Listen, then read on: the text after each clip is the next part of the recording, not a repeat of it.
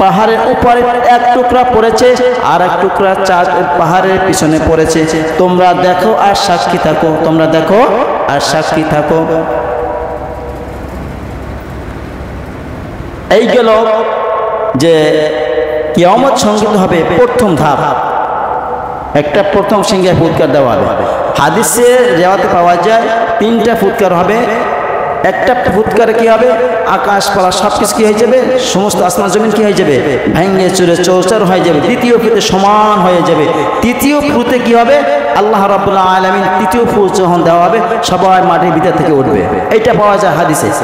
সব থেকে ভালো হয় আমরা যদি কোরআন দিকে তাকাই, তাহলে কোরআনে ফুৎকার আসে 2টা। কয়টা ফুৎকার? 2টা আসে। কয়টা আসে? 2টা আসে। সূরা জুমারের 68 নম্বর আয়াতে আল্লাহ তাআলা এইটা 2টা বলে দিয়েছেন। وَنُفِخَ فِي الصُّورِ فَصَعِقَ مَنْ فِي السَّمَاوَاتِ وَمَنْ فِي الْأَرْضِ إِلَّا مَنْ شَاءَ اللَّهُ। এই হলো এক ফুৎকার, যে আল্লাহ তাআলা যখন সিংহে ফুৎকার দেওয়ার অনুমতি দেবে তখন সমস্ত পৃথিবী সব কি হয়ে যাবে, সব শেষ হয়ে যাবে।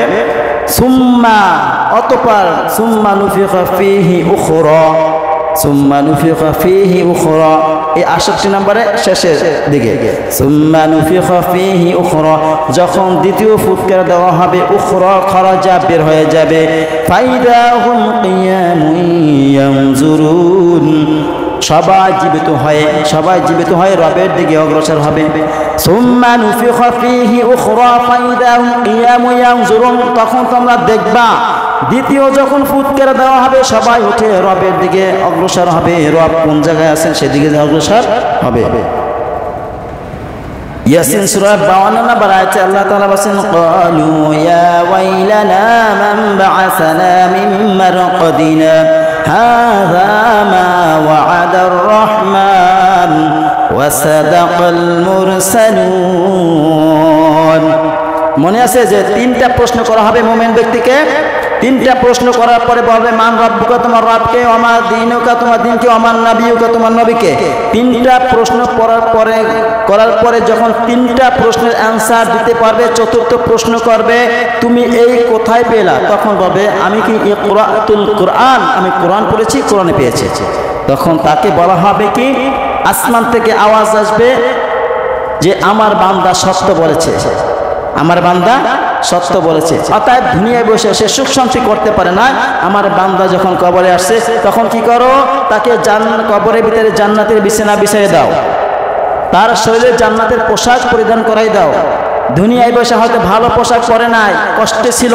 মুমিন বান্দারা বিষয়টা সুখ শান্তি করতে পারে না, পারে বেশি খাইতেও পারে না, বেশি ভালো কিছু আরাম আয়েশও করতে পারে না, ঠিক না? যেহেতু আল্লাহ তাআলা হিসাব নেবেন, হিসাবের ভয়তে মুমিন বান্দারা বেশি খাইতে পারে না। মুমিন বান্দারা বিশাল অট্টালিকা থাকার মতন তারপরও থাকতে পারে না। চিন্তা করে, মুমিনরাই চিন্তা করে। তখন বলবে যে আমার বান্দা দুনিয়ায় বসে পোশাকটা বেশি ভালো পরে না, ওকে জান্নাতের পোশাক পরাই দাও। সুবহানাল্লাহ, জান্নাতের পোশাক পরাই দাও। এখন কি করবে, জান্নাতের বিছানা বিছাই দিল, ঘুমাবে, জান্নাতের পোশাক পরিধান করাই দিল।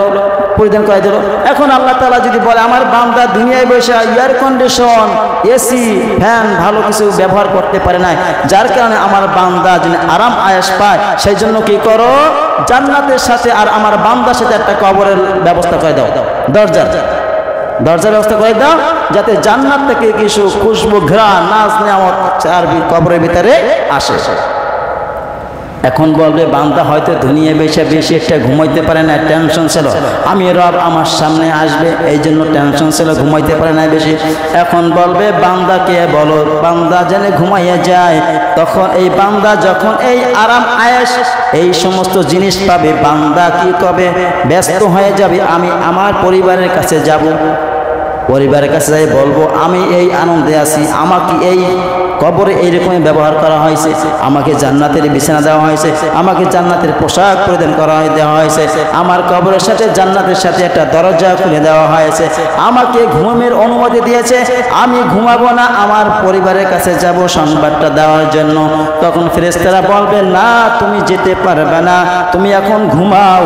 নতুন বিবাহ করলে স্বামী স্ত্রী দুলহানি যেরকম বাসর রাত্রে ঘুমাইয়া যায়, কেউ কাউকে ডাকে না, কাউকে বিরক্ত করে না, তোমাকে কেউ বিরক্ত করবে না, তুমি ঘুমিয়ে যাও। যখন তোমাকে